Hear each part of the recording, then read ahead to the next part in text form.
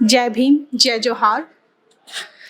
Navdeep jail से रिहा हो गई है 2 दिन पहले। एक दलित एक्टिविस्ट हैं, मज़दूरों के लिए उन्होंने आवाज़ उठाई, अपने हक़ के लिए, अधिकार के लिए वो हमेशा से आवाज़ उठाती रहती हैं। लंबे इंतज़ार के बाद उनको आखिरकार ज़मानत मिल ही गई। हमारे साथ उनकी मम्मी हैं, जो हमें बताएँगी कि कितना लंबा ये जो सफ़र था, मतलब जितनी लंबी उन्होंने लड़ाई लड़ी है उसमें उन्हें कैसा लगा, आज बाहर आ गई हैं तो अब कैसा लग रहा है, और भी कितने चैलेंजेस हैं। उनकी 3 बेटियां हैं नवदीप को मिलाकर, तो क्या उनको और भी डर लगता है? नमस्कार आंटी। नमस्कार। आंटी, नवदीप इतने समय बाद बाहर आई है, पहले आप बताइए आपको अभी लग कैसा रहा है? हमारे को तो अच्छा ही लग रहा है, जो कि माता के तरफ से सोचे तो अच्छा ही है। जो कि माँ बाप को तो ये हमेशा ही चाहिए हमारे बच्चे खुश रहें, घर में रहें, कोई दुख तकलीफ ना आवे। मगर जो भी हमारी अभी खुशी नहीं, क्योंकि उसके अभी केस चल रहे हैं। अभी क्या होगा आगे, बहुत संघर्ष लंबा चलेगा। इसकी भी बहुत परेशानी है, क्योंकि जो भी अपने काम करने के लिए आए थे इधर, मजबूरी की वजह से, जो कि घर की हालत अच्छी नहीं थी, कुछ लॉकडाउन हुआ उसकी असर से उनके पापा का काम चला गया था और कंपनी में काम करना पड़ा। और पैसे की मांग करते हुए, अपनी भी और लोगों की मदद करते हुए, किसानों की सपोर्ट ते आई था, उनकी जॉब चली गई या निकाल दिया गया।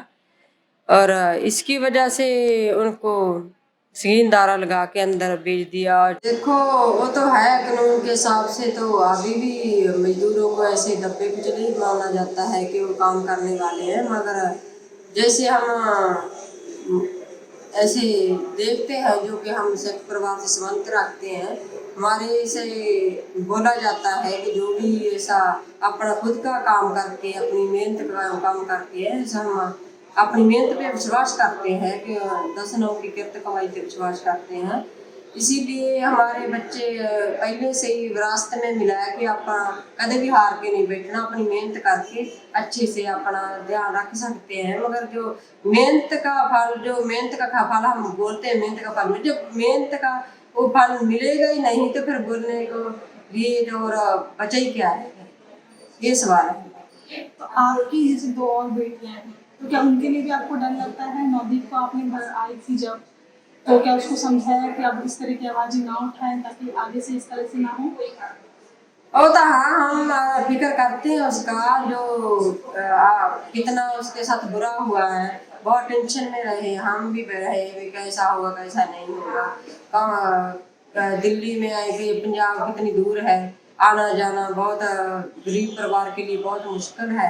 क्योंकि जो हालात बच्चियों के लिए खास थानों में हो जाते हैं या जेलों में कैसा है, इसके लिए बहुत परेशानी है। जो आवाज उठाने के लिए भी हमारे को इतना नहीं, किधर जाए किधर नहीं।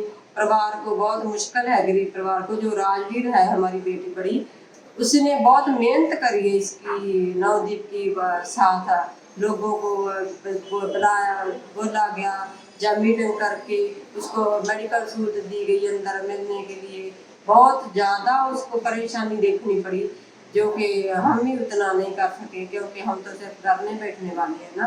तो इसके लिए कभी नवदीप ही नहीं, हमारी बेटी राजवीर के ऊपर भी बहुत सारा है, एकदम भार टूट गया था। तो ये दुख है। तो पहली बार आपके मुंह से कौन से शब्द निकले, वो शब्द मैं जानना चाहूंगी जब नवदीप बाहर आई मेरी आपसे पहली बार। पहली बार तो यही शब्द लगे अच्छे, हमारे मुंह से ही निकले कि बेटा क्या चोट कैसे आई या कैसा हुआ। वो बोली थी वैसे हमारी बेटी हिम्मत वाली है, कभी भी ऐसा नहीं बोलती कि हम परेशानी में जा, क्या तकलीफ है। अब भी वो, उसकी सेहत ठीक नहीं है और कुछ खाना पच नहीं रहा, दर्द हो रहा है, वैसे वगैरह वो बोल नहीं पाएंगे। जब बोलते हैं तो पेट दर्द करने लगता है, क्योंकि अंदर का खाना अच्छा नहीं है। 1.5 महीने के ऊपर हो गया जब बाहर का खाना, तो प्रॉब्लम आई है उसको ज़्यादा। तो क्या इससे पहले जब वो 12 जनवरी को हिरासत में ली गई और अभी छुट्टी हुई है, इस बीच में आपकी कभी मुलाकात हुई थी? नहीं, हम आए थे तो दिल्ली में 3-4 दिन बैठे रह के। 12 जनवरी को उसकी अरेस्ट हुई, तो 13 जनवरी को राजगीर देखने के लिए गई जेल में और कपड़े दिए। और बाद में उनको ये बोल दिया गया कि अब मुलाकात नहीं होगी, क्योंकि कोरोना वायरस का बहाना ला के मिलने नहीं दिया गया, फोन नहीं करने दिया गया। 15-20 दिन ऐसे ही निकल गए। और 2 बार सिर्फ हमारे से फोन पे बात हुई है, तो राजवीर ही मुलाकात 2 बार करने में हम देख नहीं पाए थे, ना ही बात कर पाए।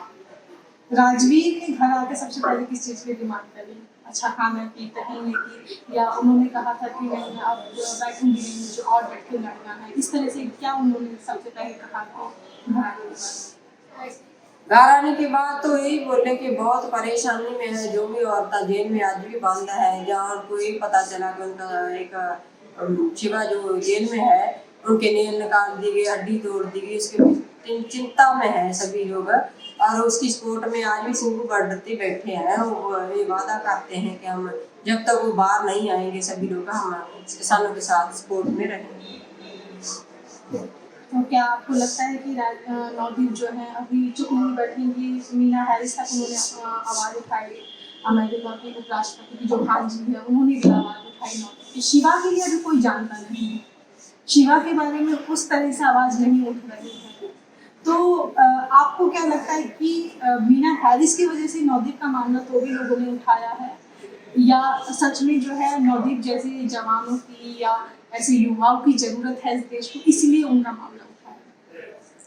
हाँ, जो भी इंसाफ पसंद लोग हैं, जहाँ पत्रकार हैं, जहाँ किसान मजदूर जो भी मुलाजिम हैं, जहाँ आगे आए कितने वीर जो नवदीप की हेल्प के लिए आगे आए हैं, मगर वो समझते हैं लोग कि नवदीप की बात सही है, अच्छी है, क्योंकि जो भी लड़की खास करके लड़कियां को आगे आना चाहिए, अपनी खुद की सुरक्षा के लिए भी, जो भी उनके ऊपर अत्याचार होता है अपनी आवाज बढ़ना चाहिए, लोगों की आवाज बढ़ना चाहिए।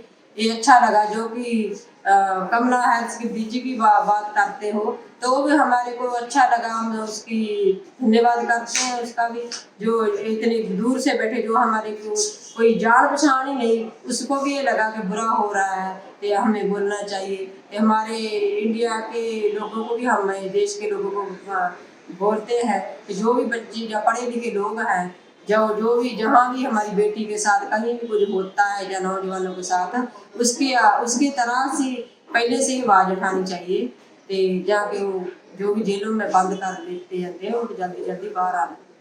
अभी जो हमारे देश की और भी जो बेटियां हैं उनको आप क्या संदेश देना चाहेंगे? हम तो यही संदेश देना चाहेंगे कि जो भी घर में लुक के बैठते हैं, छुप के डर के बैठते हैं, वो कोई मसले का हल नहीं है, और बाहर आके ही अपने हक के लिए लड़े। जो कि पढ़ लिख के घर में बैठ जाती बेटी, उनको बोलते शादी कर दे उनकी, जहाँ ये बाहर जाने के लायक नहीं, क्योंकि इतना माहौल खराब हो गया है कि हमारी बेटी कहीं सफर नहीं कर सकती, कहीं जॉब नहीं मिलती, कहीं क्या, उसको यही देखा कि घर का चूल्हा संभालने के लिए, जो बच्चे पैदा करने के लिए है, इसके लिए डर के ना बैठो, अपने पाँव पे खड़ा होना है, तो अपनी आवाज उठाओ, बाहर आओ, नवदीप की तरह आप भी खुद अपना सपोर्ट करो। तो माँ बाप को भी हम यही बोलते हैं कि अपने बच्चों की सपोर्ट करो, उनके साथ उनकी आवाज बनो, कि आप जो भी अपना आज देश में जो सिस्टम है उसके खिलाफ लड़ते। तो हमारे साथ नवदीप की मम्मी थी, जिन्होंने बताया कि उन्हें किस तरह की मुश्किलें आई, वो जब घर आई तो उन्होंने क्या कहा, उन्होंने क्या कहा, और देश को अभी वो क्या बताना चाहते हैं। तो मीना कोटवाल के साथ आप देख रहे थे द मूक नायक। जय भीम, जय जोहार।